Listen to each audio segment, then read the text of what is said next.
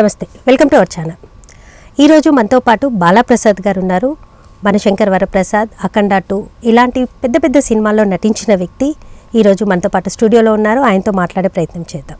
Sir నమస్కారం. నమస్కారం sir, మీరు ఒక కామన్ మ్యాన్గా ఉండి సినిమా ఇండస్ట్రీలోకి ఎలా రావాలనిపించింది? ఎలా అంటే ఇప్పుడు సినిమా ఇండస్ట్రీలో నాకు పరిచయాలంటూ ఏం లేవమ్మా. ఇన్ఫ్యాక్ట్ నేను 35 years కార్పొరేట్ ఎగ్జిక్యూటివ్ కింద పనిచేసిన తర్వాత దెర్ వాస్ ఒక డెసిషన్ పాయింట్కి వచ్చి రావాల్సి వచ్చింది. ఒకటి ఏంటంటే విశ్రాంతి జీవితం గడపటం, లేకపోతే ఒక గోల్ అంటూ పెట్టుకొని ఒక చిన్న ట్రిబ్యూట్ లాంటిది మా పేరెంట్స్కి ఇద్దామన్న ఉద్దేశంతో I started the film carrier.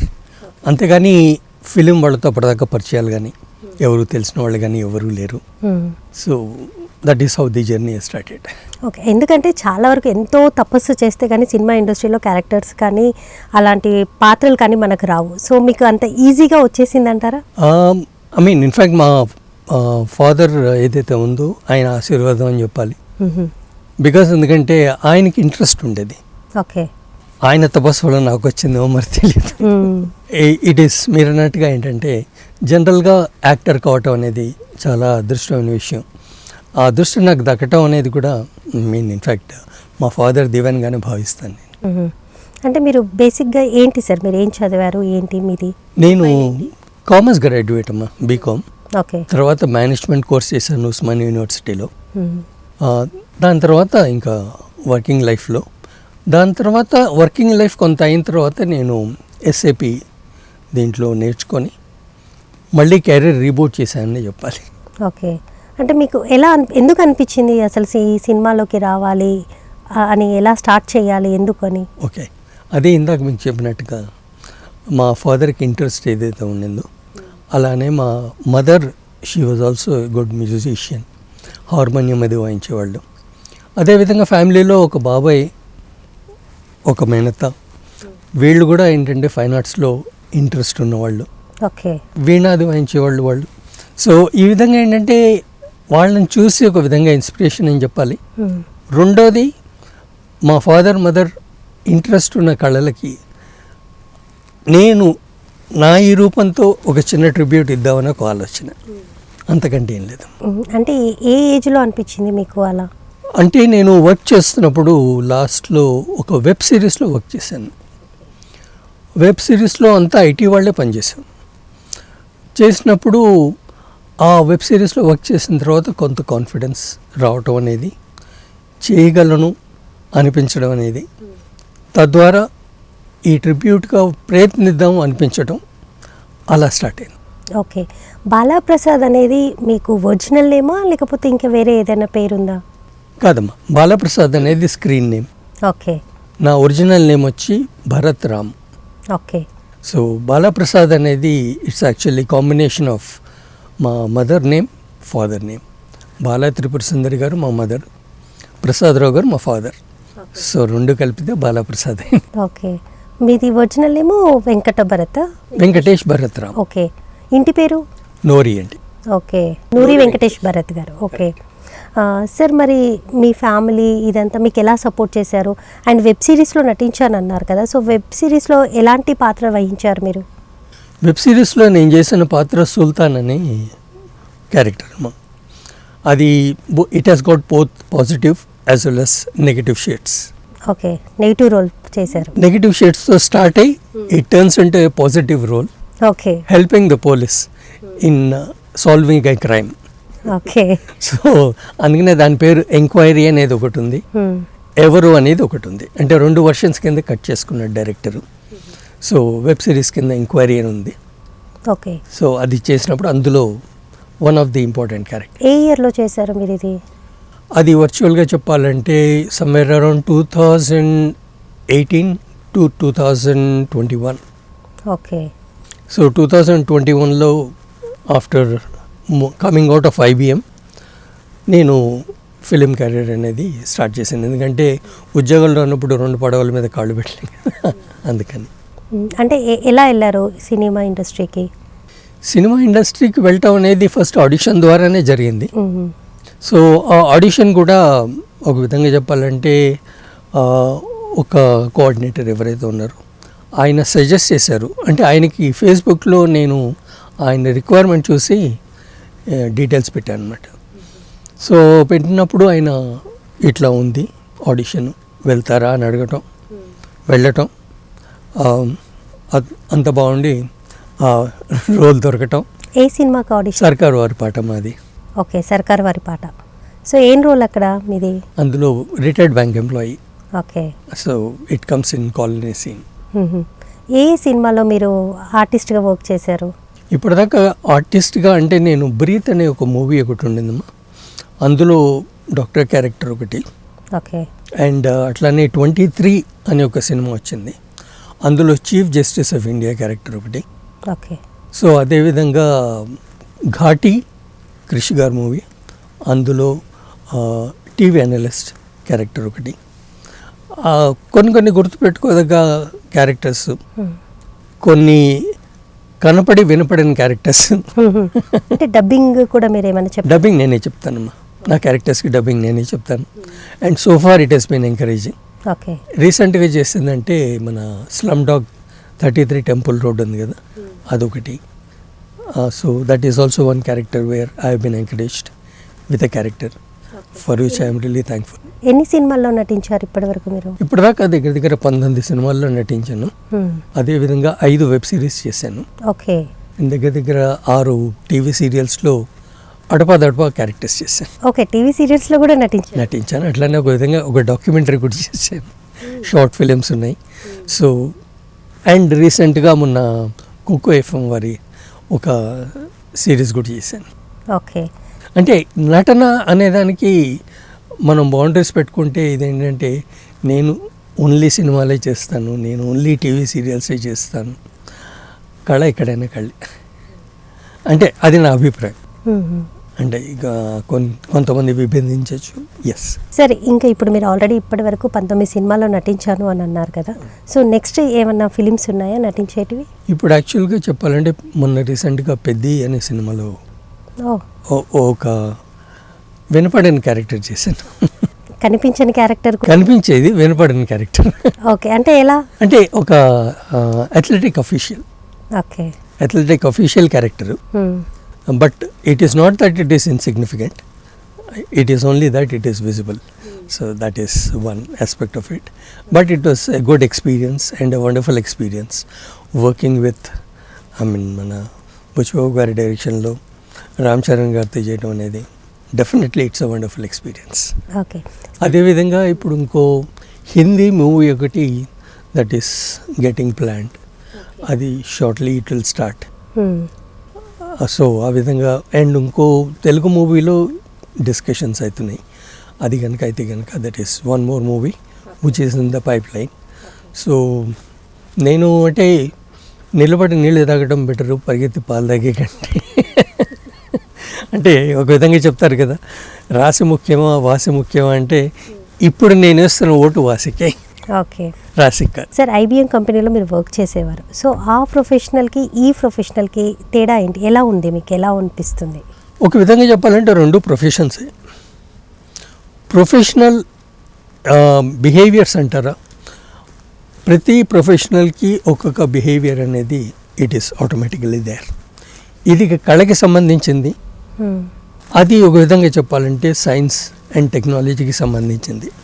So science and టెక్నాలజీలో ఎలా ఉంటుంది అంటే more of to the point, to the job at hand, to be delivered in time.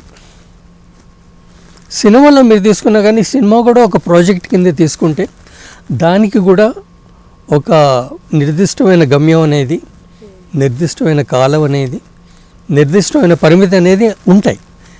కాకపోతే ఏంటంటే దానికి దీనికి డిఫరెన్స్ ఏంటంటే అది ఒక సార్ట్ ఆఫ్ ఫిక్స్డ్ పారామీటర్స్తో ఉంటే, ఇది కళ కాబట్టి కొన్నిసార్లు ఎగుడు దిగుళ్ళు ఉంటాయి. Okay. That is the only difference I find. Okay sir, అది ఇప్పుడు మీరు ఐబిఎం కంపెనీలో ఒక వర్క్ చేసేవారు కాబట్టి, సో ఒక టైమింగ్ షెడ్యూల్ అనేది ఉంటుంది.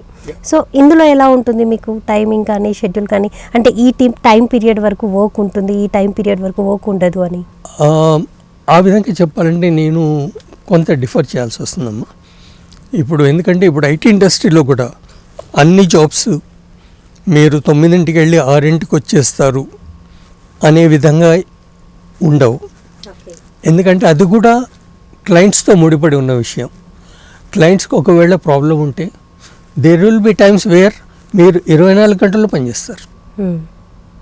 దానికి నేను నా డ్యూటీ టైం అయిపోయింది నేను దిగిపోతాను అని చెప్పడానికి ఉండదు. ఎందుకంటే అది వ్యాపారానికి సంబంధించింది. దానిలో లాస్ వస్తే క్లయింట్తో పాటు మనం కూడా నష్టపోతాం. As an company also it lose. So దానికి ఉన్న వాల్యూ దానికి ఇస్తూ కొన్నిసార్లు ఎక్స్టెండ్ కావాల్సిన అవసరం వస్తుంది, డెఫినెట్గా వస్తుంది. ఓకే, అదే ఇది ఇక్కడ కూడా జనరల్గా మీకు ఒక షెడ్యూల్ అంటూ ఇచ్చిన తర్వాత, మీకు ఒక టైం అంటూ ఇచ్చిన తర్వాత మోస్ట్ ఆఫ్ ద టైమ్స్ మూవీస్లో 9 to 6 are 8 to 6, 8 to 6, 7 to 6, 7 to 6 ఆ టైం అనేది ఉంటుంది. ఓకే, కానీ ఏంటంటే ఇప్పుడు టీవీ సీరియల్స్లో కొన్నిసార్లు టైం ఎక్స్టెండ్ కావచ్చు, వెబ్ సిరీస్లో ఎక్స్టెండ్ కావచ్చు. బట్ అది కూడా ఒక విధమైన రిక్వైర్మెంటే కదా. బికాస్ ఎందుకంటే వాళ్ళకున్న pressures వాళ్ళకున్నాయి.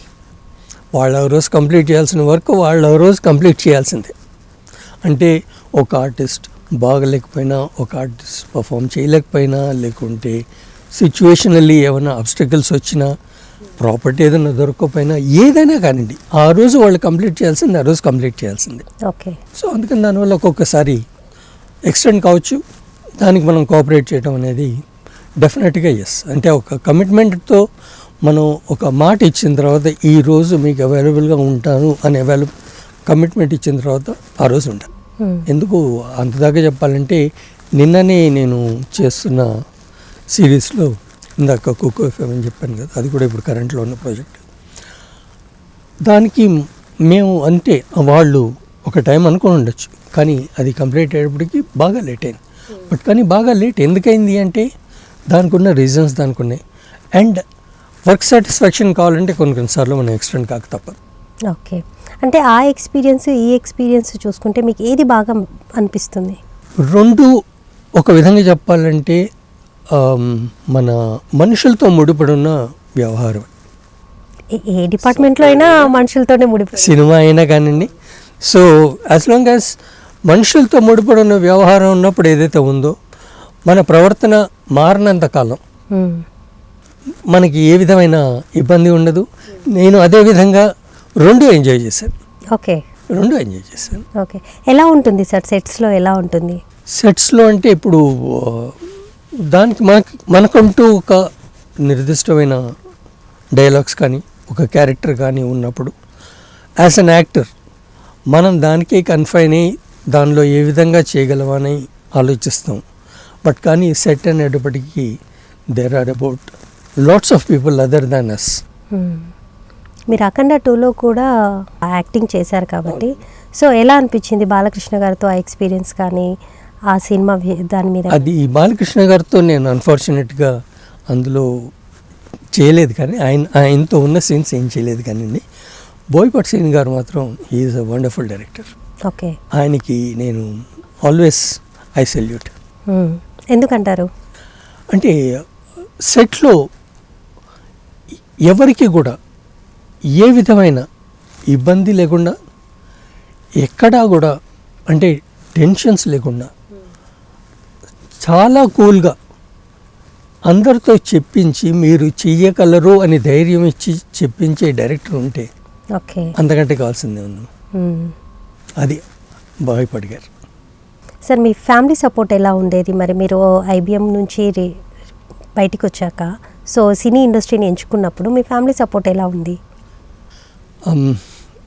I mean as the saying goes, okay, behind every successful person there is a woman.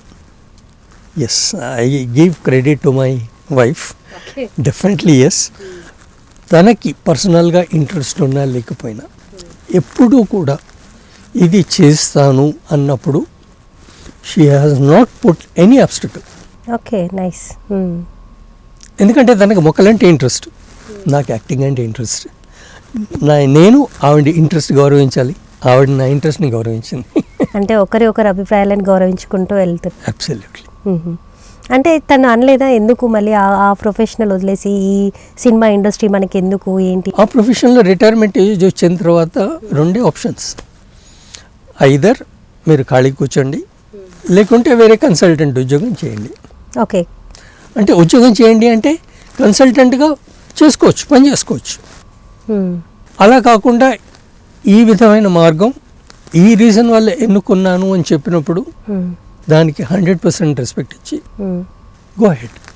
అదేవిధంగా మా అమ్మాయి కూడా, though she is in Canada, okay, she has and supported and she will continue to support. ఎంతమంది sir పిల్లలు? నాకు ఒకతే Papamma. Okay. తను Canadian national రైల్వేస్లో పనిచేస్తుంది. అదేవిధంగా మా అల్లుడు కూడా, he is also a very nice bye. So అతను కెనడాలోనే ఎంఎస్ చేశారు, తర్వాత అక్కడే వర్క్ చేస్తున్నారు. ఇప్పుడు ఐటీ హెడ్ కింద వర్క్ చేస్తున్నారు. అండ్ అది కూడా ఒక విధంగా చెప్పాలంటే it's more like it's agro industry, but కాకపోతే and it's more of a cooperative type of activity. So his work will influence lot of okay agriculture industry, most of the agriculture industry in Canada. Okay sir, మీ అమ్మాయి అల్లుడు కానీ వాళ్ళ support ఎలా ఉండేది? అంటే మీరు ఎందుకు వెళ్తున్నారు అక్కడ అనేసి ఏం క్వశ్చన్ రాలేదా? లేదమ్మా, in fact they were very happy. Okay, at least you know okay work అయిపోయింది అని చెప్పి కాళ్ళు చెప్పి ఇంట్లో కూర్చోకుండా యాక్టివ్గా ఉన్నాడు. అంటే రిటైర్మెంట్ లైఫ్ని ఎంజాయ్ చేయకుండా వర్క్ చేస్తున్నారు? కాదు, రిటైర్మెంట్ లైఫ్ని తనకి నచ్చిన రీతిలో ఎంజాయ్ చేస్తున్నారని దే వర్ హ్యాపీ. సార్, పెద్ద సినిమాలో కూడా మీరు ఒక పాత్ర చేశానన్నారు కాబట్టి, సో రామ్ చరణ్ గారు ఎలా ఉండేవారు మీతో? అంటే ఆయనతో ఏమన్నా కలిసే అవకాశం దక్కిందా మీకు, మాట్లాడే అవకాశం కానీ? మేము చేసిన సీన్ ఏదైతే ఉందో దాంట్లో lot of physical activity was involved. Okay. And ఆయన ఆ స్టామినా అది మాత్రం నిజంగా చాలా మెచ్చుకోవాలి. అండ్ ఆయనకి ఏ విధమైన కొంచెం ఇబ్బంది అయినా ఏదైనా కానివ్వండి, దేనికి అడ్డం రాకుండా కమిట్మెంట్తో చేసింది మాత్రం నిజంగా చెప్పుకోవాలండి. అండ్ అట్లనే అదేవిధంగా మేము డైరెక్ట్గా కలవకపోయినా కానివ్వండి, సో సెట్లో తను ఉండే విధానం, వేరే వాళ్ళని ఎంకరేజ్ చేసే విధానం, అంటే ఇప్పుడు చేసిన దాంట్లో ఎవరైతే ఉన్నారో వాళ్ళని చేసిన విధానం కానీ, అది ఒక విధంగా చెప్పాలంటే very grounded and you know very noble soul. అవకాశం రాదా సార్ మీరు ఆ సెట్స్లో ఉన్నప్పుడు వాళ్ళని కలవడానికి? కలవటం అంటే ఒక విధంగా అమ్మా, ఇప్పుడు మనం వేరే వాళ్ళ టైం తీసుకోవాల్సి వస్తుంది. ఓకే. వాళ్ళు ఒక వర్క్ అంటూ వచ్చిన తర్వాత దాంట్లో వాళ్ళు కాన్సన్ట్రేట్ చేస్తున్నప్పుడు మనం వెళ్ళి ఏదో మన ఉత్సాహం కొద్దీ నేను కూడా వచ్చాను, నేను కూడా మాట్లాడతాను అంటే, ఇప్పుడు తన వర్క్ డిస్టర్బ్ కాకూడదు కదా. ఆ వర్క్ డిస్టర్బ్ కానంత కాలం వాళ్ళు కలవటానికి ఎలాంటి అబ్జెక్షన్ ఉండదు, వాళ్ళకు కూడా ఎలాంటి అబ్జెక్షన్ ఉండదు. కాకపోతే ఏంటంటే టైమింగ్ అనేది ఒకటి ఉంటుంది. And as I said it's involve lot of physical activity. So in that particular activity situation, so he also needs a recovery time. He also need to plan his own particular moments and various other things. అట్లాంటప్పుడు వెళ్ళి disturb చేయడం అనేది ఎంత మటుకు correct. So అందుకని మీరు అది disturb చేయరు వాళ్ళని. అదేవిధంగా మొన్న అనుపమ్ ఖేర్ గారికి బాడీ డబుల్ కింద వేసినప్పుడు ఆయన మాట్లాడారు. బట్ కానీ నేను అనేది ఏంటంటే వెళ్ళి నేను మీ బాడీ డబుల్ కింద చేస్తాను కదండి, మీతో కలిసి ఫోటో దిగుతాను అంటే అంటే దిగరని కాదు, కాకపోతే ఏంటంటే వాళ్ళు దీంట్లో ఉన్నప్పుడు, ఆ రోల్లో ఉన్నప్పుడు వాళ్ళకి గౌరవం ఇవ్వటం అనేది మన మర్యాద. సార్ ఇదంతా బాగుంది. సో మరి నెక్స్ట్ మీ ఫ్యూచర్ ప్లాన్స్ ఏంటి సార్? ఫ్యూచర్ ప్లాన్స్ అంటే ఇప్పుడు ఇందాక చెప్పినట్టుగా ఒక హిందీ మూవీ, ఒక తెలుగు మూవీ, రాబోయే మూవీస్ ఏవైతే ఉన్నాయో వాసి మీద కాన్సన్ట్రేట్ చేసి అట్లీస్ట్ కొన్ని మంచి క్యారెక్టర్స్ చేసి ట్రిబ్యూట్ ఇద్దామనుకున్నది సక్సెస్ఫుల్గా ఇచ్చి వాళ్ళ పేరు కాపాడగలిగితే that is my goal. Okay sir, ఇప్పుడు మీకు సినిమా అవకాశాలలో ఎంత టైం ఇస్తారు మీకు ఈ క్యారెక్టర్, మీ పాత్రకి? వేరీస్ అమ్మా, అంటే ఇప్పుడు ఒక రోజు నుంచి 4 రోజులు 5 రోజులు ఉన్న క్యారెక్టర్స్ కూడా ఉన్నాయి. అంటే సినిమాలో టైం డ్యూరేషన్ ఎంత ఉంటుంది మీది? సినిమాలో టైం డ్యూరేషన్ అనేది ఇప్పుడు different depending on the other characters. అవును. ఇప్పుడు ఎందుకంటే it's a collective effort, it is not individual effort or it's not a mono acting or a solo performance. Unlike dance, it is not a solo performance, mono action కాదు. So they are lot of other characters. So స్టోరీకి సంబంధించినంత మటుకు ఎంత మటుకు అయితే requirement ఉంటుందో డెఫినెట్గా ఆ ఎక్స్పోజర్ అనేది ఉంటుంది. Okay sir. సో మీరు ఇంకా రానున్న రోజుల్లో ఇంకా బాగా మంచి సినిమాలు చేస్తూ మంచి ఆర్టిస్ట్గా ఎదగాలని కోరుకుంటున్నాము. నమస్తే. Thank you.